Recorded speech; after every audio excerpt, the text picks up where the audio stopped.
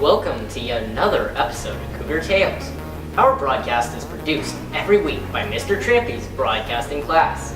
It is our goal to show our audience the inspiration and preparation that is flooding our hallways and classrooms. I'm Gavin Hoxley, and this is Cougar Tales.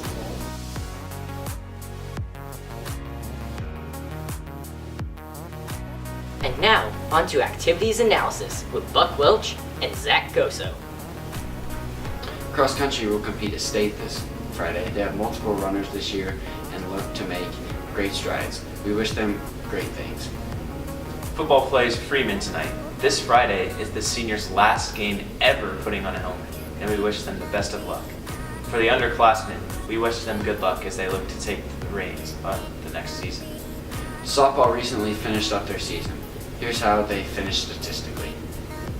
Stats. RBI leaders, Megan Poteet, 25, Alexa Vogler, 18, Maddie Steckler, 13. And for home runs, Morgan McAndrew had 5, and multiple others also chipped in at least 1 home run. Batting average leaders, Hannah Vogler led batting 420, while Alexa Vogler close second, 318. And for runs, Sierra Dragoo led with 15, and the Vogler twins both had 14 apiece. Multiple others also got into double digits. It was a good season overall for the Cougars, and they made great progression over the course of the year.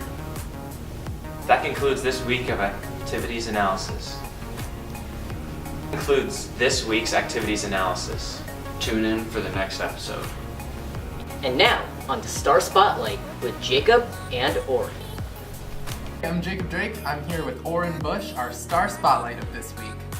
So Oren, could you tell us a little bit about what the process of editing an episode is like?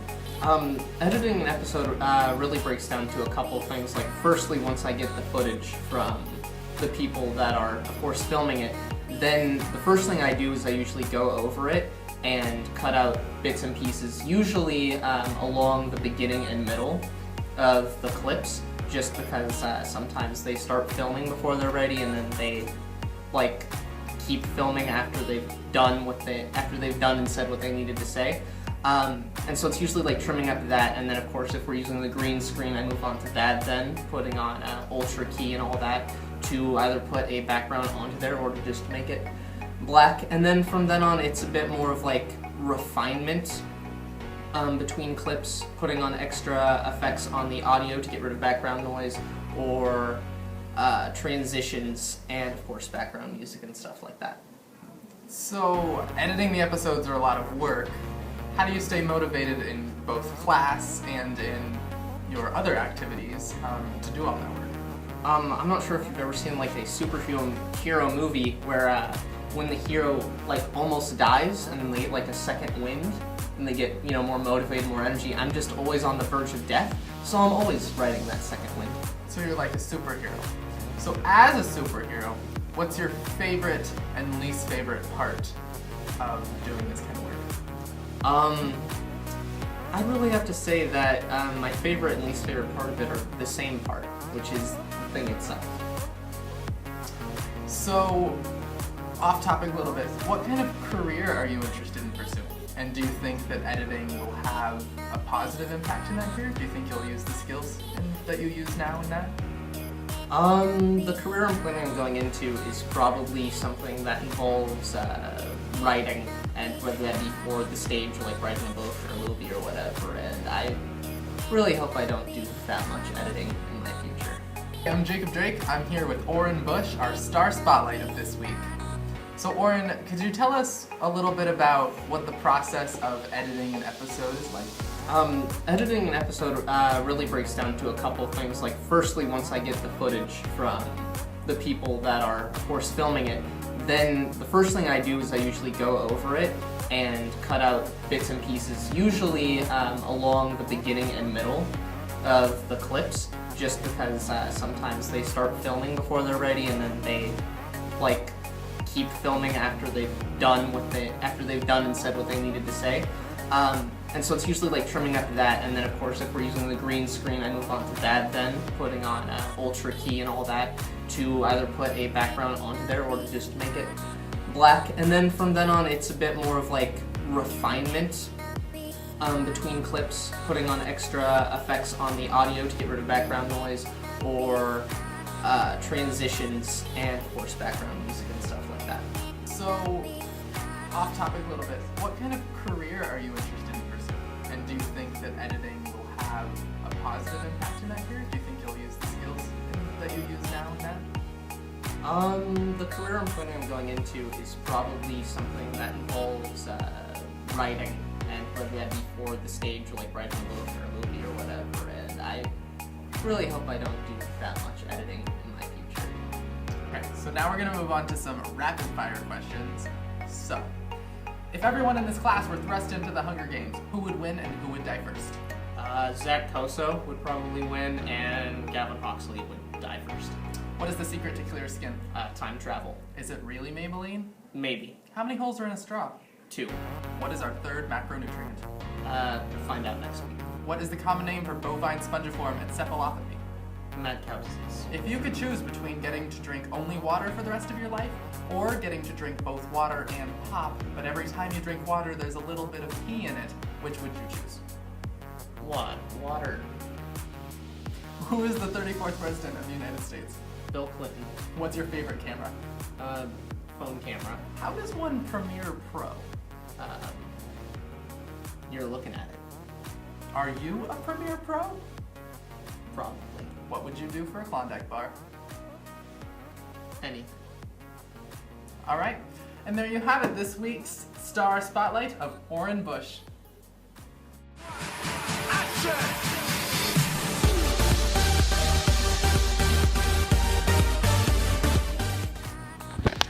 Our third macronutrient are fats. So there's 2 kinds of fats. There's unsaturated fat and saturated fat. Unsaturated fats are the ones that we want to take in more of. So you get those from whole grains, you get them from nuts and seeds, you get them from fish, and any other animals that come from the ocean. Our saturated fats are going to be things that come from anything that's solid at room temperature. It's okay to take these in, but we want to make sure that we take in more unsaturated fats than saturated. And now for an in-depth look into Conestoga's FBLA chapter. I'm Bella Hogue here with Cassidy Hartig, the president of the chapter of FBLA here at Conestoga. Cassidy, is that right if I ask you a few questions? Sure. Awesome. So what is FBLA? FBLA stands for Future Business Leaders of America. It's the largest career organization in the world. Awesome. So how does FBLA prepare students for their futures? It improves business skills through academic competition, leadership development conferences, and service activities. Cool. What are you doing to make FBLA a more prominent part of Conestoga? This year, the chapter is introducing new charity fundraisers and service opportunities, including Go Green Week, No Shave November for the American Cancer Society, and a backpack program fundraiser. Awesome. This chapter is including the elementary in a number of events this year to improve community impact. Very cool. So why should people consider joining FBLA? FBLA is a great way to become a better leader, serve the community, and prepare. Should people consider joining FBLA? FBLA can make you a better leader, help you serve the community, and prepare for the future. Through FBLA, you learn skills including how to write a resume and how to run a business meeting. Very cool. What's your favorite FBLA memory? This year, the officers attended Fall Leadership Conference. We listened to some keynote speakers as a group and went to Sonic. Cool.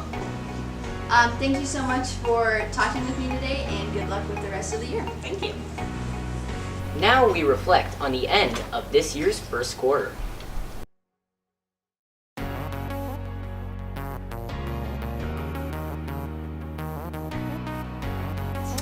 I feel the first quarter went really fast, and I feel that the 7th graders assimilated and just got really comfortable quickly this quarter. The first quarter went great. It went really fast for me. It's kind of crazy to think we're already like a month and a half or more in school. But overall, I think the adjustment to Conestoga school is pretty solid. There's too many to just narrow it down to 1 or 2. If you check out the newsletter, Conestoga Weekly, you'll see highlights from every week. Is winning the food cooking competition in food science because we won prizes. Just basic stuff, just getting to know all my kids, kind of figuring out their interests outside of school, stuff they're involved in within school, and just kind of building that relationship with students and other faculty. Next quarter, first quarter was great.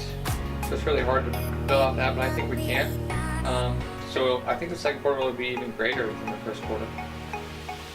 I'm looking forward to food science next quarter because we get to eat even more food. Next quarter, probably basketball season starting here soon, so 2.5, 3 weeks or so. So just kind of balancing school and being coach and all that. Looking forward to that.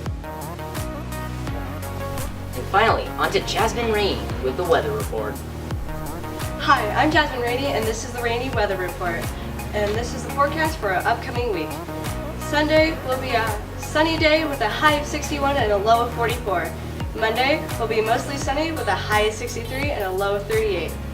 Tuesday will be mostly sunny with a high of 59 and a low of 38. Wednesday will be mostly cloudy with a high of 57 and a low of 42. Thursday will be morning showers with a high of 52 and a low of 43. Friday will be mostly cloudy with a high of 55 and a low of 44.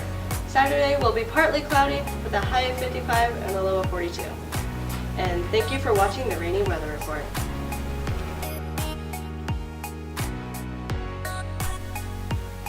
We have welcomed a few new teachers to our school this year, and since the first quarter is coming to a close, we thought we would check in on them to see how they are doing so far. Now to Ellie Sachs. I'm Ellie Sachs, your new teacher, Mr. Teese. How are you today? I'm great. How are you, Ellie? Good. Is it okay if we ask you a few questions? Absolutely. Okay, so the first one is, what's been your favorite part of Conestoga? I think so far it's been the student body. There's a lot of very intelligent students here, a lot of students that work hard, and also the staff. Just like I get along with a lot of staff members, and that's really important to me, is to get along with those people because it makes going to work a lot easier. So I think students and staff make this a good place to be. Yeah, of course. So what's your goal as a teacher? So my goal as a teacher is to really teach students how to think instead of what to think, especially being social studies, teaching students how to find information and how to use that to make opinions, educated opinions that will benefit them going forward. So that's kind of my goal, is teach students how to think. Yeah, awesome. How would you describe your teaching style? So my teaching style is pretty hands-off for the most part. I do a lot of group work. I do a lot of student investigation stuff because I think that's the best way to teach students how to think instead of doing a lot of lecture. I don't like to do lecture. I'm not very good at lecture. Yeah. And I just like having the students be active and have to use each other to help each other out because that's how it works in the world. People have to work together and help each other out to do things. So that's really how I do my teaching style. Yeah, very that's super cooperative. cool. Yeah. What message do you really want to get across to your students? I think, so going back to the last two questions, what I really get across is how to disagree with people and how to work out differences, right? Instead of, like a lot of people do nowadays, is get angry at each other or argue with each other. Instead, find out why you disagree with somebody and find out what they're thinking, tell them what you're thinking in a respectful way and kind of solve differences that way, because right now in this world it's a lot of yelling and finger pointing and not a lot of let's find out what the problem is and let's find out how to fix the problem. So that's what I try to do. Really cool. Yeah. Well, thank you so much for talking with us today. Thanks for having me. Your new teacher, Mr. Connick. How are you today, Mr. Connick? Good, I'm good, thank you. Is it okay if we ask you a few questions? Yes, that's fine. So the first question is, what has been your favorite part about Conestoga? My favorite part about Conestoga is just getting to know all the new students, obviously new to the school, new to the area. Not only students, meeting their parents at conferences, sporting events, meeting new teaching staff, just beginning to build relationships with all the people at Conestoga. Of course. And what is your goal as a teacher? My goal is to try to make history fun. Obviously, I'm a social studies teacher. It can be kind of boring, somewhat mind-numbing for younger students, but I try to spice it up and make it somewhat fun. So how would you describe your teaching style? I like to have fun, kind of laid-back guy, young teacher obviously, so I'm not going to typically lecture and bore you to death, or hope not at least, so I try to make it as fun as possible. So what message do you really want to get across to your kids? Something I tell my high school kids all the time is high school is going to be the best 4 years of your life, so make what it is what it is. If you want to have no fun, that's going to be you. If you try to make the best of it, have friends, do your homework, stuff like that, it'll be a great 4 years. That's kind of something I push across. Awesome. Well, thank you for talking with us today. Thank you.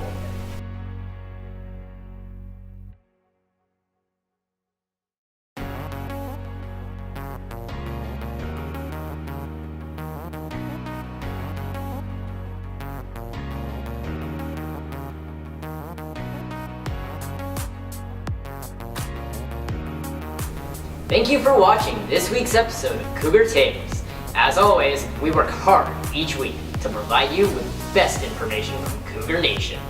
Have a great week, Conestoga.